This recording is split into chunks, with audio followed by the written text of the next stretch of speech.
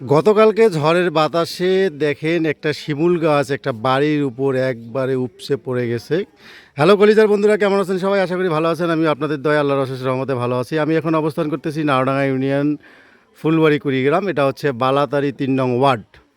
তো আপনারা দেখতে পাচ্ছেন যে এখানে একটা শিমুল গাছ, বিশাল বড় একটা গাছ, এই গাছটা এখানে পড়ে গেছে।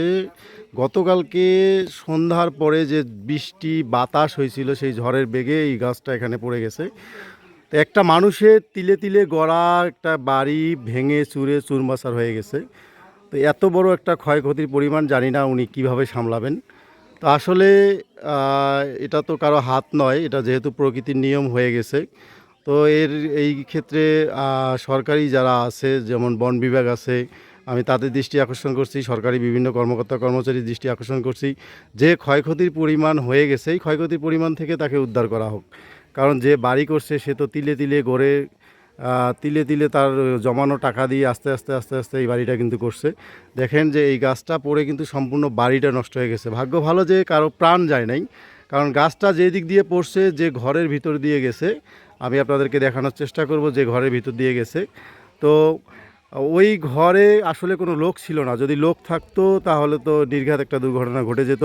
আর তাছাড়া গাছের আগালটা যে ঘরগুলোর মধ্যে পড়ছে, এই ঘরে কিন্তু অবশ্যই লোকজন ছিল বিছানার মধ্যে। যাই হোক, আল্লাহ মালিক, আল্লাহ রক্ষা করছে। আমি আপনাদেরকে দেখানোর চেষ্টা করব সম্পূর্ণ গাছটা। আমি এখন চালের উপর চড়ে কিন্তু ভিডিওটা করতেছি, আপনাদেরকে দেখানোর চেষ্টা করতেছি ক্ষয়ক্ষতির পরিমাণ।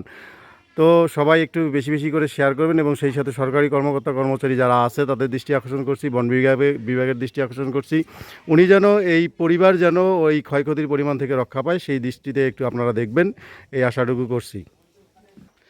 এই যে দেখতে পাচ্ছেন যে ঘরের ভিতর দিয়ে কিভাবে গাছটা কিন্তু অনেক লম্বা এবং মোটা, যেটা ঘরের ভিতর দিয়ে এদিক দিয়ে চলে গেছে এবং বাকি ঘরগুলোও কিন্তু মোটামুটিভাবে কয়েকটা রুম একবারে নষ্ট করে দিছে।